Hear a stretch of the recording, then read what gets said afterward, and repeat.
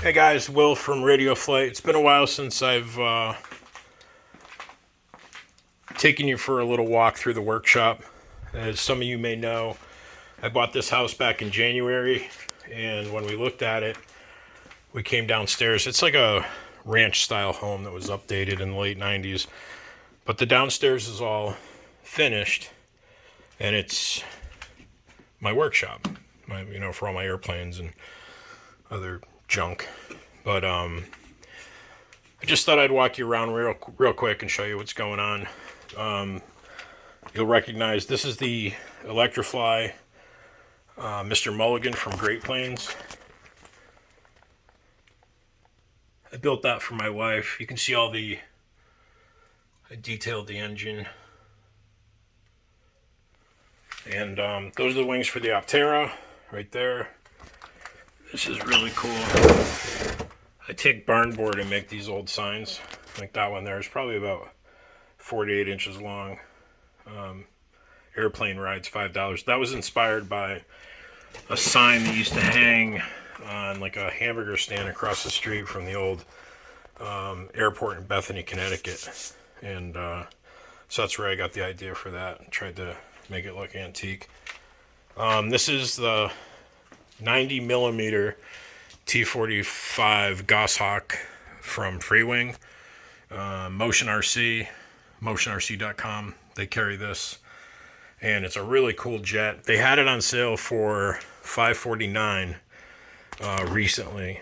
I don't know if it's still available. I know there were just a few left. What happened was the jet's normally $599, and when they got these in from the manufacturer, the white was like a creamy white, and it was way off from the painted or the plastic parts. So they marked it down from $599 to $549. So this is one that was before that little hiccup in manufacturing. So the jet's $599, and then it has the updated EDF unit in it with a 12 blade fan. That's another $169. This one is currently for sale. If anybody's interested, it's in excellent condition, never crashed. That's the 90 millimeter free wing T45 Goshawk. And for those of you that are new to the channel, this is a 10cc Valiant from Hangar 9. It's got a Power 52 motor, brushless motor from E-Flight. And can't remember who makes the ESC. Anyways, it's got an 80 amp ESC, runs on 4S to 5S, and that's plenty of power. So that's that. Got my little table over here set up for doing repairs and stuff. A couple of my boxes.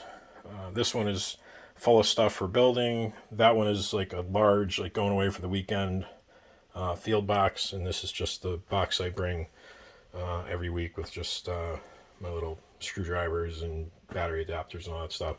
This is the 1.2 meter Valiant from E-Flight. It had a little mishap about 2 weeks ago, and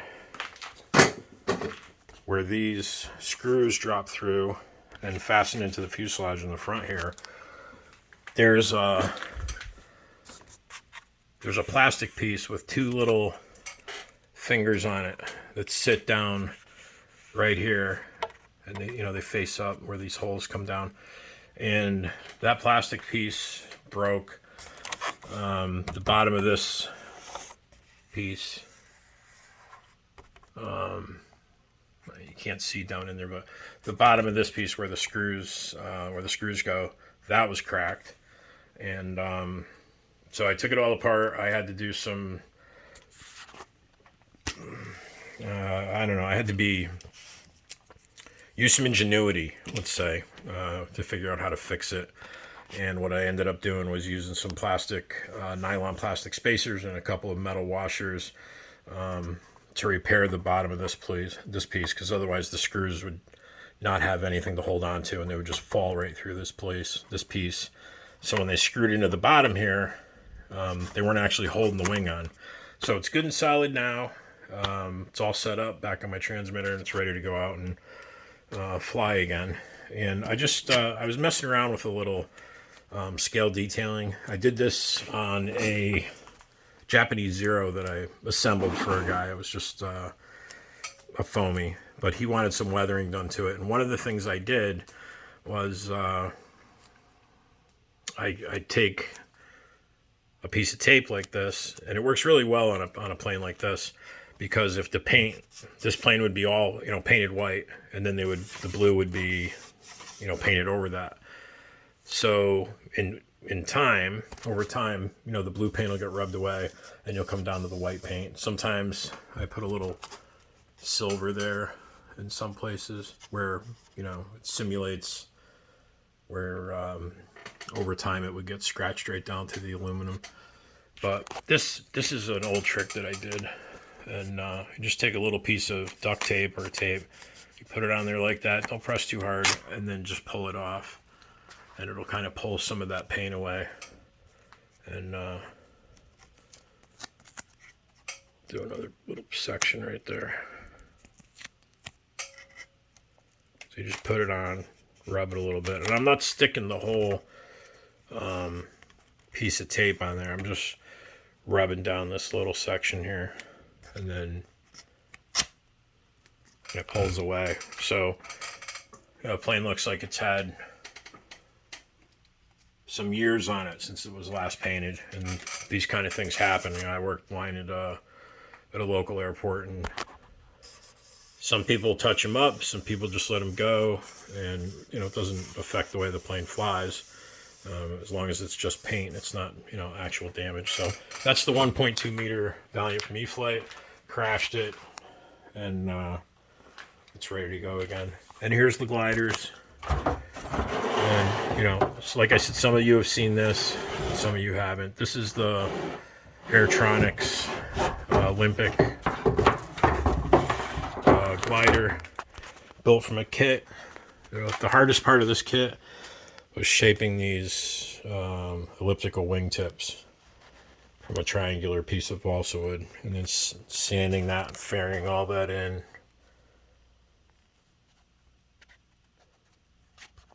Sorry about my fingers. That's a lot of work. There's the fuselage for the Olympic. Nothing special, just white monocoat and then translucent yellow on the horizontal stab and elevator. This is a Gnome, 2 meter Gnome. And this is a Tower Hobbies brushless Vista, 2 meter. I upgraded the motor in that and the ESC. I don't know if they've done anything since. I've had this one for a couple years, but the original ESC burnt up in no time, and the motor ended up full throttle to launch it one day, and the motor, the firewall, pulled loose. It didn't come all the way out, but it was loose, so I ended up taking that all apart, and while I was in there reinforcing it, I decided to put rimfire .10 from Electrifly in it. Very happy with that. It'll go straight up now. It's a great glider. It comes with the ESC and the motor. You can fly it like that. I would just swap them out. You gotta add a couple servos, but for the price, I think it was about $139, and all you needed was your servos and your receiver. It flies great. It flies a lot like a Gentle Lady or maybe a Great Plains Spirit. So that's that. And then over here is just like a little kitchenette, and you can see I've got my little charging station over here. Welcome.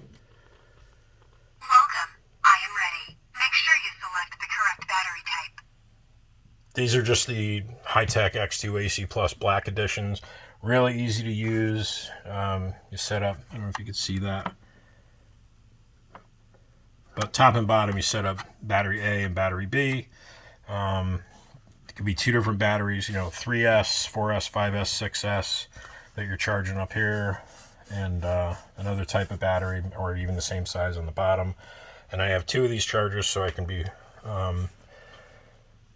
pumping 4 batteries full of juice or doing a storage charge or whatever. So that's my little storage, my little battery charging station.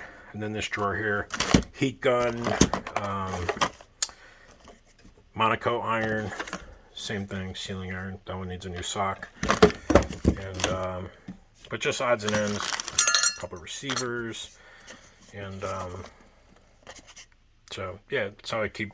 That stuff is for mostly repairs, like the Extreme Flight 3 hobby shop planes, like the 10cc Valiant that I showed you, the red one over there. That's wood and iron-on covering. So a plane like that, if it came in damaged from a mishap at the field, or maybe had a defect coming out of the box, you iron down the covering with this, and then you hit it with the heat gun to shrink it. So if anybody's interested, I'll do a separate video on that. These are all kinds of battery adapters that go with the charging station. This is my little transmitter case. This is an old Futaba hard case that I got on eBay for next to nothing, but it keeps my T14 SG transmitter safe.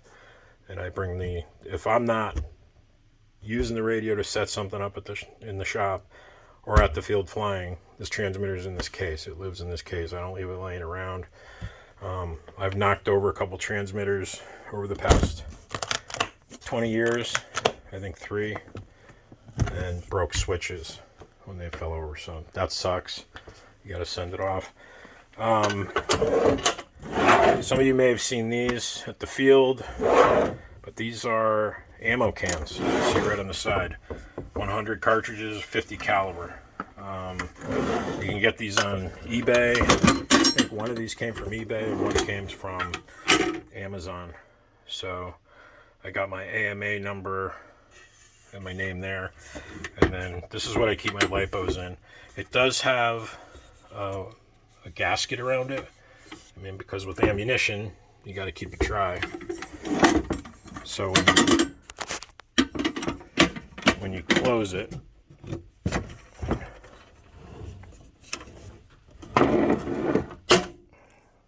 it really locks down there. It's got a good weather seal. The thing you got to remember is if you did have a battery that malfunctioned, it would build up pressure, and you probably want a way to relieve that pressure. And what I'm going to do is I'm just going to drill a couple 1/8-inch holes back here, something like that. And so yeah, they're both the same. Metal ammunition cans, not the plastic ones from Walmart. You can get these. I think I got these for $19.99, shipped to my door. It is cheap insurance, guys. You know, this is the least you should do for safe storage of your lipos. I know some people have a bag like this. That one's got actually two 2200s that I have to storage charge and drop in one of these cases. And then what I do is I take those,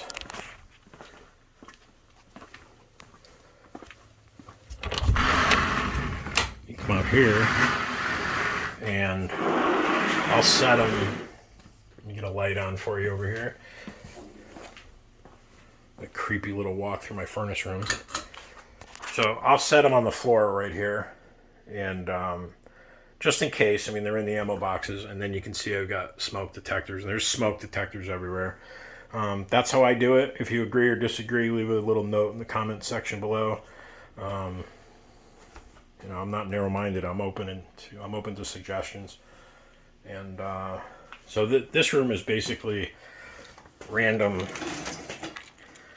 RC stuff. And this is all little micro servos and motors and bullets for battery connectors, pilot busts. I got a ton of these. I remember where I got those.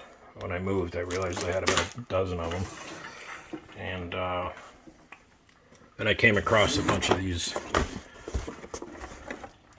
old Gulus,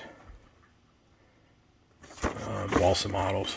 They're cool for display. People try to fly them. I never had any luck flying them.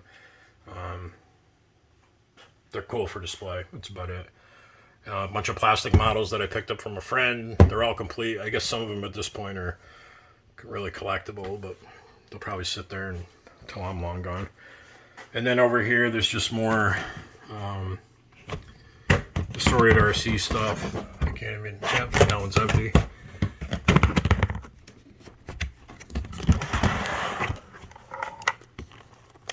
More speed controllers and props and who knows what else. Like I said, I moved in here in January and today's July 2nd. Sorry guys, but you're getting the real tour like you're sitting on my shoulder.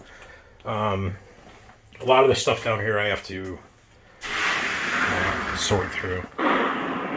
So we're back in the shop. It's really cool. I can come down here. I got a little refrigerator. I've never used the stove. It works. I got a little sink, microwave. The cabinets are used for just I can't even remember. Junk. I mean, it's all RC. Little air hogs, Helix 360. Forgot about that. Old Cox glow fuel can from when I was a kid. Used to run the little airplane, U-control planes and the buggies. That's about it over here. Here's the Arrows Husky. It's a special edition. My buddy got me a set of Dubro pneumatic wheels for it, tires. And those are like mandatory, the wheels that come on this thing. I'm not trying to bash Arrows. They got some really nice planes at some really great prices. But the wheels that come on it are foam, black foam, really dense, really hard. I don't know. I think that these look great and they perform a lot better. But you can fly the plane with the ones that come on it and do what you want later. This has a coat of Minwax polyacrylic on it to protect on just the painted surfaces, not on the white, just the painted surfaces. And it takes it from a dull finish and gives it this more realistic painted, like a painted plane would have. A nice shine. You can see it there. So all the painted surfaces and none of the white was done with Minwax polyacrylic. It's a water base. You don't want to ever get the oil base. But that's it right there. And it used to be at Home Depot. It might be at Home Depot near where you live. Last time I got it, sorry about the camera shaking like that. I had to get it at Walmart. I went to 3 different local Home Depots and they didn't have it. So I got it at Walmart, and then you put it on with foam, a gray foam sponge. And I'll show you those in a minute. So the Arrows Husky, it's 1800 millimeter, and there's a standard Husky that you can get, but they had a lot of people writing to them saying, it needs more power, needs better servos. So if you go on their website, Arrows RC, just Google Arrows RC, you'll see there's a regular one and then there's this one. This one's about $319. It's got stabilization, it's got metal geared servos. It's about $319. Hell of a deal. The only thing I don't like about it is that when you slide the wings on the wing tube, the screws to fasten the wing to the fuselage are underneath. And for me, it's a pain in the ass. It's not the end of the day, but it's a pain in the neck. I don't know why they just didn't, put the screws on top or something. Just make life simple. So with this plane, when you get to the field, you really need to have a stand. Something like the Ernst Ultra Stand. Bare minimum. They make one of these for a larger scale plane now. And you can find those on Amazon. Just put Ernst. I think it's EARNST, radio controlled airplane stand or whatever, on an Amazon or Google search. And they used to be like $20 or $22, and I think they're well over $30, maybe $34 now. So yeah, something to think about. Any plane that you load the battery on the bottom, or you have to do any mechanical work at the field, you're going to want a stand to flip it over on. Even this one to put the battery in. I take it to the field on the stand, And then when I want to put the battery in, I flip it over on the stand. Now I'm not digging the vertical stab and the nose and all that in the dirt. I can just pop this off and get in my battery compartment, put my battery in, and then flip it back the right side up. No damage, good to go. Let's see. That's a multiplex Heron. That's a really cool motorized sailplane. This one was my brother's. He did a nice ground loop, and I fixed it. It's like new. I just haven't looked at it. It's got, we upgraded the stock servos to some good Savox. Cool glider. Lots of fun. Surfboard from my younger days. Actually, this one came from my nephew. It was my brother's son. They brought it down, and it hung in my old house, in the addition to my old house up in the rafters. So, cool little decoration. This is an Art Hobby V-tail. It's pure glider, and no motor.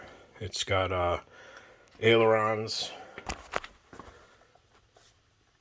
flaps, and then it's got the V-tail. I picked this up at a swap meet. The kit alone is like $200, and the guy's got really nice servos driving the ailerons and the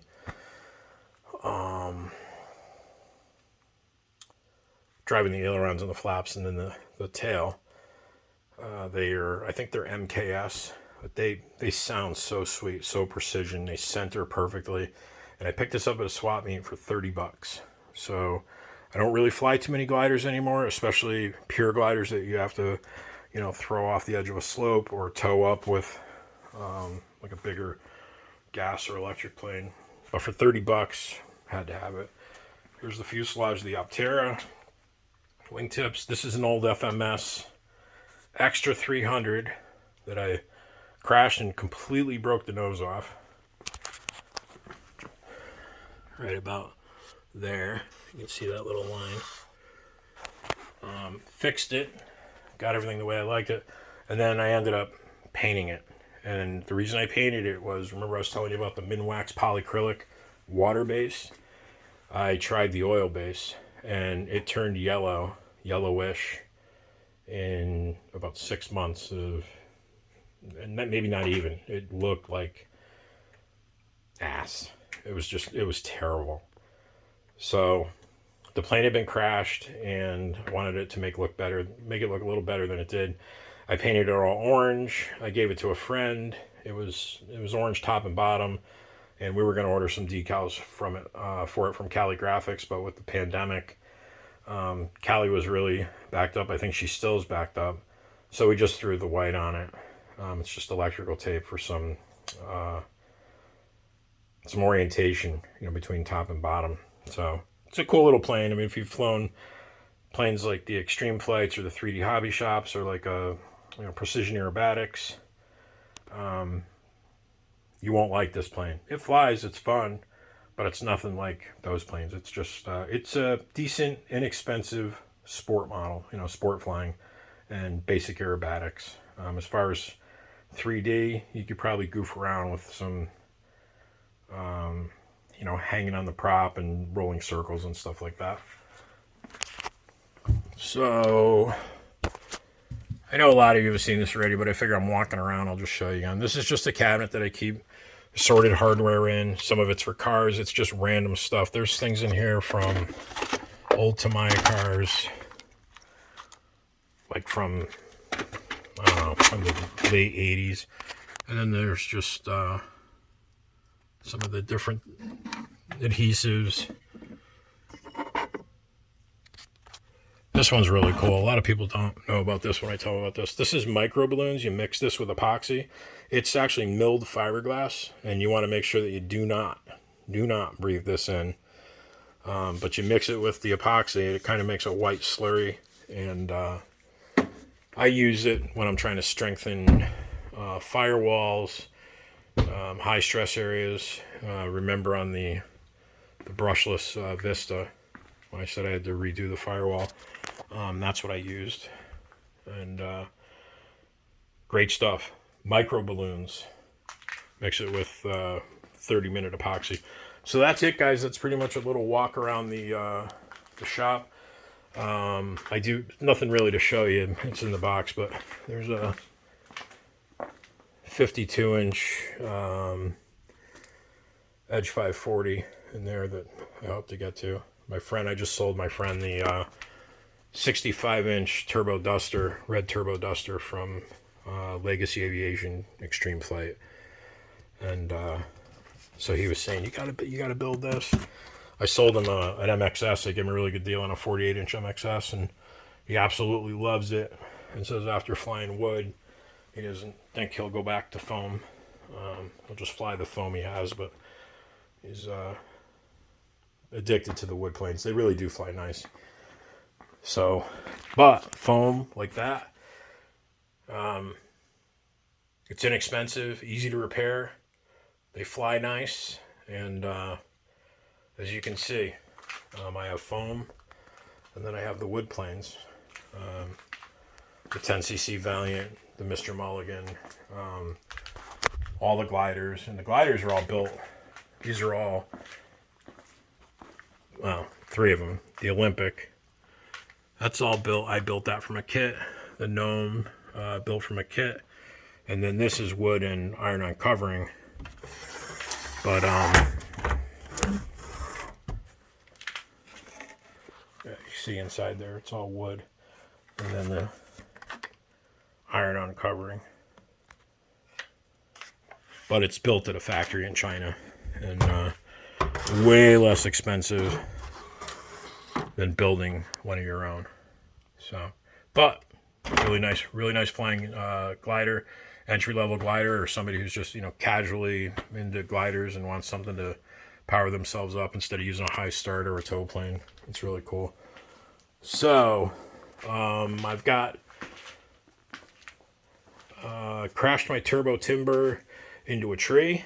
It's still up there. I'm not going to tell you where it is because it's still in good shape. My wife felt bad, and my buddy came over the other day, and he had a new Timber X in the back of his truck. My wife ordered it, had it delivered to his house. He called me and said, "Hey, I got your plane out of the tree." So when he got over here and I went out to his truck to see it, he handed me the Timber X. So that was really cool. He kind of ganged up and surprised me. And my wife she doesn't usually do a good job, but she did a really good job of keeping it a secret and really surprising the heck out of me. So I hope everybody's well. Today is July 2nd, 2021. So 4th of July weekend. 4th of July is coming up. Here in the Northeast, we got a lot of rain today, and I think we have quite a good amount of rain being forecasted into the weekend. But I hope everybody's feeling good, and I hope you have a great weekend. Get to go some picnics, do some flying, and maybe I'll see you at the field. That'd be really cool. I'm in Connecticut. If you're ever coming this way, send me a message, and maybe we can get together and do some flying. All right, guys. Will from Radio Flight. Thanks for checking out the video. If you like the video, give it a thumbs up. If you don't like the video, give it a thumbs down. But leave a comment either way. Great video, crappy video. Your hands shake too much. You say too much. I get that every now and then, but I can deal with it.